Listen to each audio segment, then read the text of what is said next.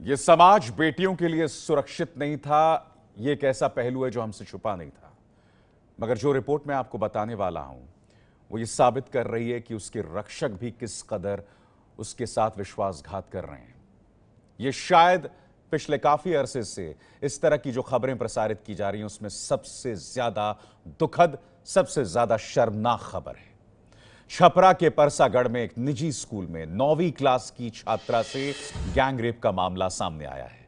आरोप स्कूल के principal, 2 teachers और 15 छात्रों पर लगा, जो साल भर से लगातार नाबालिग लड़की का शोषण कर रहे थे। लड़की ने अपनी शिकायत में बताया, पिछले साल 3 छात्रों ने स्कूल के टॉयलेट में जाकर उसका गैंगरेप किया और वीडियो बना लिया।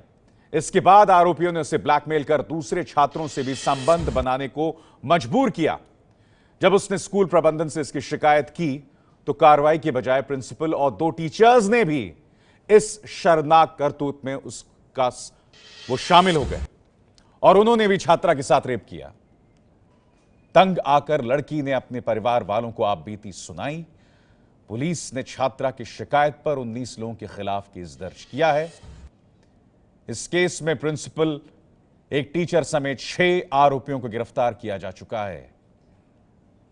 मगर अगर यह कहा जाता है कि अगले जन्म मोहे बिटिया ना कीजो, तो आप बताइए कब तक इस तरह की मिसालों में लड़कियां जो हैं वो उम्मीद से इंसाफ की तरफ देखते रहेंगी, क्योंकि यहां विश्वासघात किसी और ने नहीं बल्कि उसके अपने गुरु ने किया है, प्रिंसिपल ने, 2 टीचर्स ने।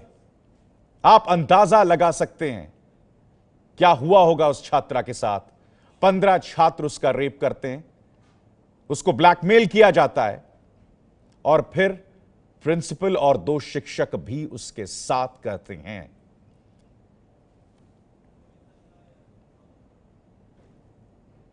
क्या कीजिएगा आप?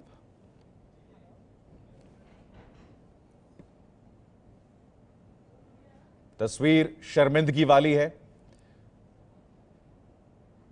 एबीपी न्यूज के बिहार संपादक मेरे साथ जुड़ रहे हैं, प्रकाश कुमार। प्रकाश, प्रिंसिपल और 2 टीचर्स को गिरफ्तार कर लिया है, मगर मेरे ख्याल से हाल के दिनों में जो इस तरह की शर्मनाक घटनाएं बिहार से उभर कर आ रही हैं, या बिहार ही नहीं देश भर से जो उभर कर आई हैं, ये शायद सबसे ज्यादा शर्मिंदा करने वाली तस्वीर है, जहां रक्षक ही भक्षक बन गए, रक्षक ही उसके विश्वासघाती बन गए। प्रकाश, ये मामला सामने तो आया है जरूर, लेकिन सबसे बड़ा सवाल जो उठ रहा है वो ये है कि एक लड़की 6 महीने तक ब्लैकमेलिंग को बर्दाश्त करती रही, उसमें हिम्मत नहीं जुटा पाई कि वो इन लोगों के खिलाफ शिकायत कर पाए। तो ये सबसे बड़ी बात है कि जिस तरह से हम बात कर रहे हैं लड़कियों को आगे बढ़ाने की, उन्हें शक्ति देने की, तो एक लड़की स्कूल में ही कैसे एक पहले छात्र उसके साथ बलात्कार करता है और उसके बाद उसका वीडियो बना लिया जाता है, फिर उसमें टीचर और प्रिंसिपल भी शामिल हो जाते हैं।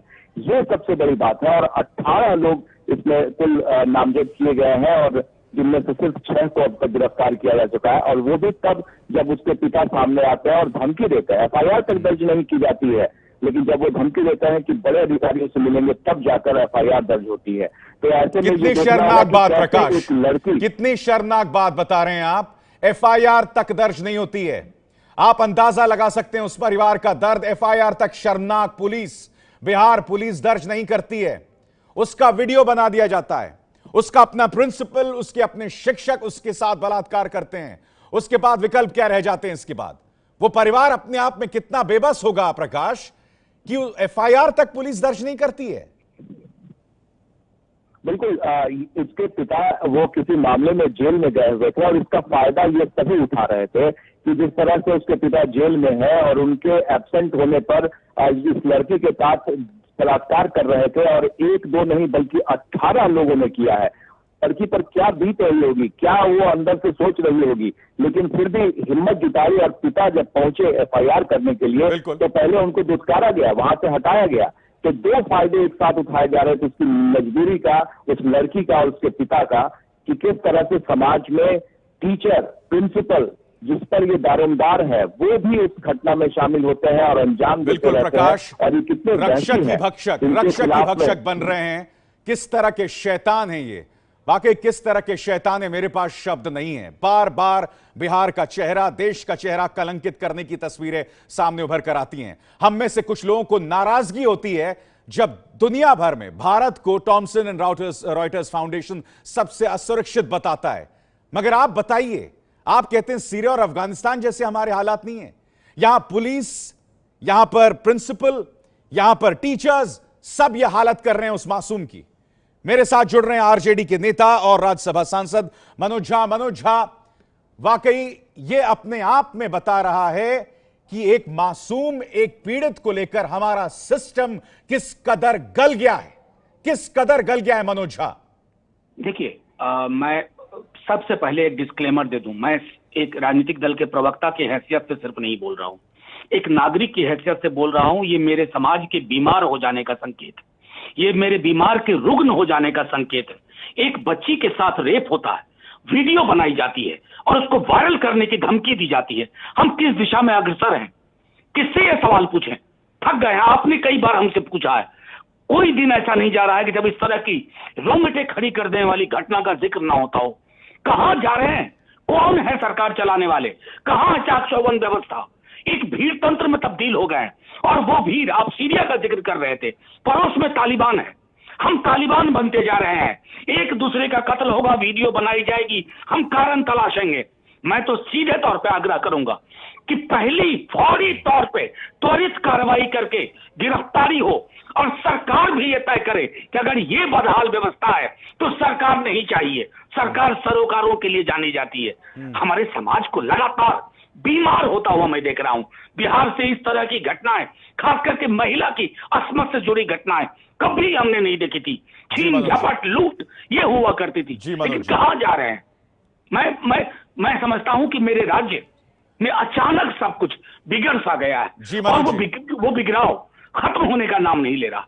मनोज जी, आप मेरे साथ प्लीज बने रहिए। मेरे साथ इस वक्त राजीव रंजन जुड़ गए हैं जनता दल यूनाइटेड से। राजीव जी, बहुत ही बीमार करने वाली यह तस्वीर सामने उभर कर आती है, उस मासूम के साथ इस तरह की हरकत। मगर जानते हैं सबसे दुखद पहलू क्या है? उसका प्रिंसिपल उसके साथ विश्वासघात करता है, उसके 2 टीचर्स उसके साथ वही हरकत करते हैं, और पुलिस भी लड़की के पिता की पृष्ठभूमि का फायदा उठाकर एफआईआर दर्ज नहीं करती है।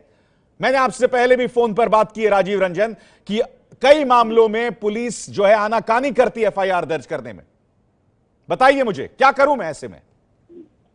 अब देखिए, ये प्राथमिकी दर्ज पहली बार में नहीं करने के संबंध में जो जानकारी आई है, इसकी जांच अभी एडिशनल डीजीपी से भी बात हुई है। Additional DGP law and order ने कहा है, हेडक्वार्टर ने कहा है कि इसकी जांच होगी। लेकिन जो कार्रवाई का सवाल है, देखिए, जो भी घटनाएं हाल के दिनों में, केवल ये घटना नहीं, इसके पहले जो भी घटनाएं हुई हैं, इन सभी घटनाओं में तुरंत गिरफ्तारियां हुई हैं। स्पीडी ट्रायल के निर्देश दिए गए इन तमाम मामलों, और इस मसले में भी प्रिंसिपल समेत छात्रों की गिरफ्तारी 6 लोगों की अब तक हो गई है, और बाकी लोगों की भी गिरफ्तारियों के लिए पुलिस ने दबिश बनाया, और शाम तक खबरें आ सकती हैं अन्य गिरफ्तारियों की भी।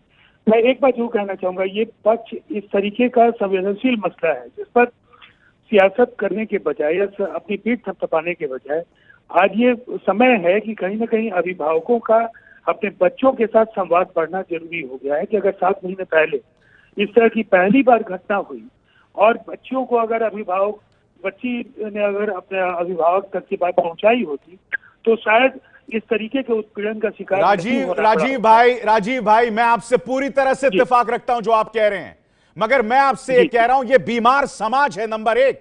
नंबर 2, उस लड़की का वीडियो बना दिया जाता है, उसे ब्लैकमेल किया जाता है, और फिर वो करे क्या? जब वो प्रिंसिपल के पास जाती है तो प्रिंसिपल भी उसके साथ वही करता है, पुलिस भी एफआईआर दर्ज नहीं करता है। अब आप कह रहे हैं कि अभिभावकों को बताना चाहिए?